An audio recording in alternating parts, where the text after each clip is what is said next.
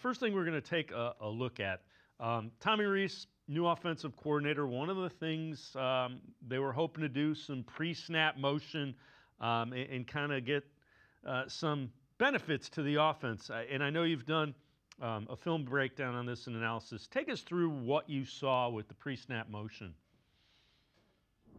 Yeah, the league is pretty swept up on this, and there's obvious reasons what this does to help. So you're going to see, and the Browns did this pretty frequently in their game here, week one, is taking the run. And this is one variation. There's a lot of variations of motion, but one is taking the back from an outside alignment and motioning him into the backfield. And teams will do this because it gives you a coverage indicator. If a linebacker or a safety is covering that receiver out wide, usually that's an indication of man coverage of some variety. If a corner just expands wider, it's usually a zone indicator. So what you use that for is to delineate. Doesn't mean it's 100 out of 100 times correct, but you're trying to get an indication of, hey, are we getting a zone look or a man look? It's like getting a 50-50 situation back in the Who Wants to Be a Millionaire days. You're just giving yourself better odds of knowing what it is. Now, there are different man-to-man structures, different zone structures, but knowing which type you're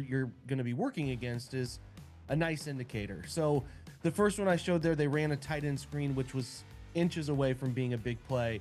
On this one, another example of using motion to pull out, widen, expand coverage to create voids in drop back passing. And again, this is one they end up hitting Jerry Jeudy. But really what I noticed is in Kevin Stefanski's first 4 years, they just were not using motion anywhere near the volume of the teams that were running the best offenses in the league. And it's not a one-to-one. It's not because you run motion, you're one of the best offenses in the league, but the parallel between the two, it's hard to deny. And the Browns just didn't want to do it in any effective way. And they also didn't want to do the motion, which is motion at snap of the ball that gives you another little wrinkle up advantage of putting the defense in a bind, adjusting and trying to get where they are and communicate. So the encouraging thing is that in this game, they went from a team that was like 30th in motion over the last 2 years and obviously just around the same mark in motion at the snap to being a top 5 week one, upward of 70% in both motion at the snap and motion general usage, which is what I mean by that is some motion you go from one place to the other and you get set.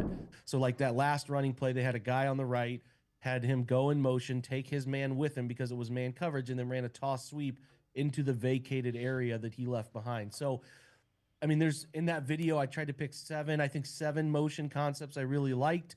If you're interested in those, all the different ways, how the Browns applied them, it's in that video, but this is obviously something I talk about extensively. I do a full offensive breakdown, which is usually like an hour to an hour and 15, 20. Sometimes games like this one where they're on the field a lot, it can get to an hour and a half where I'm just like talking through everything they're doing specifically for every play. So it's just a thing that I think Tommy Rees is helping with. It's nice to see them incorporating it, and I do think it had a positive impact in week one.